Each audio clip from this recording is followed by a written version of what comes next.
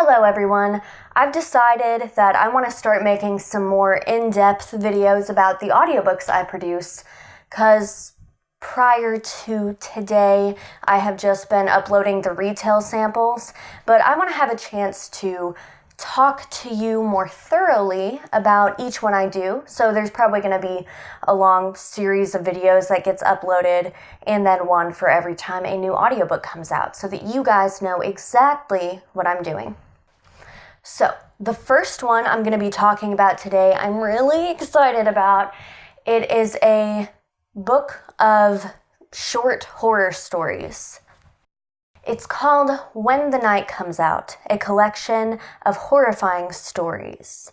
So if you like things like The Twilight Zone and Tales from the Crypt, this is going to be really perfect for you because it is exactly that kind of scary, eerie type horror that is in each one of these stories. Anybody that knows me knows that I am a huge horror fan, so I am so lucky that I had the opportunity of being able to work on this book. And it came out like a month ago, but still, I'm always like, guess what I got to do? Like all the time to everybody because I'm really, really excited about it. So the stories are written by a fellow horror lover, author Brian Alaspa. You might know him from some of his other books like Rig, Sapphire, and Spider. And if not, go check them out. Come on. But let me break down what When the Night Comes Out is. It has 5 stories. 4 of them are shorter than the last one, which is more of a novella length. And let me give you a brief summary of what each of the stories is. The first story is about a deadly game played in an elevator. The second story follows a supernatural submarine during World War II. The third one focuses on a teenager who overhears a really mysterious broadcast on an abandoned AM radio station.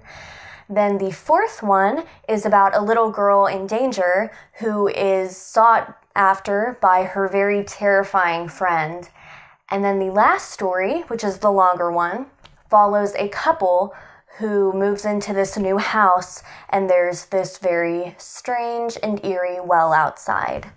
The book also includes a foreword by author Patrick C. Green, and the total runtime of the book is 6 hours and 18 minutes.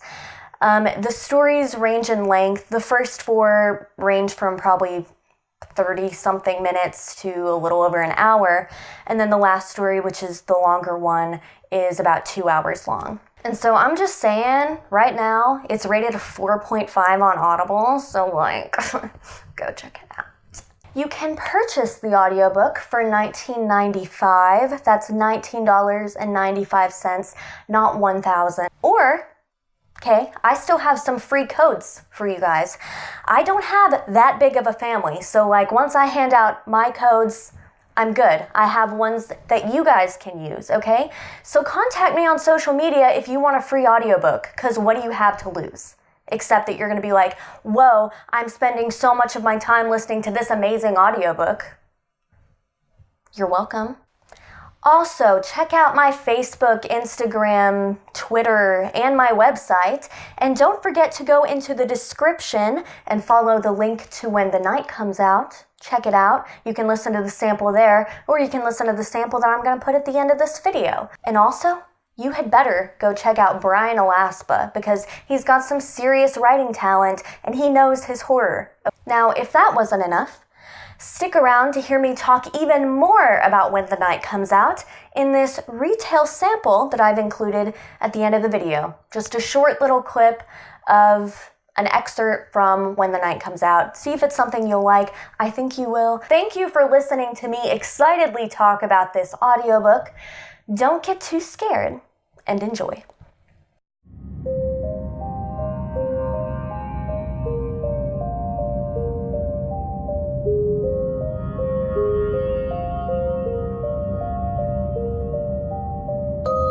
When the Night Comes Out, a collection of horrifying stories, written by Brian Alaspa, narrated by Allie James.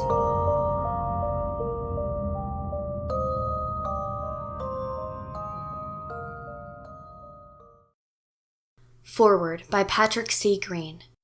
Hey, you know that feeling when it's late summer, it's past your usual bedtime, but you're outside for some damn reason? There comes a breeze pretending autumn, and you catch that first whiff of decay, of change. There's something else in that whiff too, and you can't quite define it, but it's both enticing and morbid. Brian Alaspa knows that feeling. He knows how to remind you of it. He knows why you crave and dread it, and he's willing to find it and bring it out, bring it home, even if he has to dig. A few years back, Brian and I wrote separate books about folks trapped in a remote cabin by a primal force they were not even remotely prepared to face. Brian went a little farther than I did, intensity-wise. Where I was happy to keep the narrative within the realm of the fantastic, Brian dragged its wounded body much closer to the harsh light of realism. There, it conjured images that seemed less like a nightmare than a traumatic memory. You see, we've all allowed ourselves fleeting moments of consideration, of curiosity in regards to just how terrible a scenario we could endure, or not. We stuff and stomp that weird hope it never happens down into the dark hole of our psyche and even manage to forget about it. But dark holes are where dark things flourish, and you know you have to face it. So why not have a little fun in doing so? Brian knows what you need. He'll take care of you. He'll open that cave in your mind and hand you a flashlight. He'll be right behind you. He'll stay with you to the end. Patrick C. Green is a horror thriller author of numerous horror novels and short stories. Be sure to visit Amazon to check out his novel Progeny and The Crimson Calling.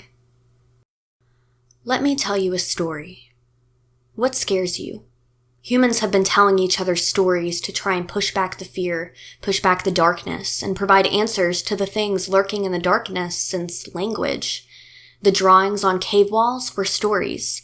When something was odd, strange, or vanished over the horizon, humans invented monsters to lurk there, in the dark.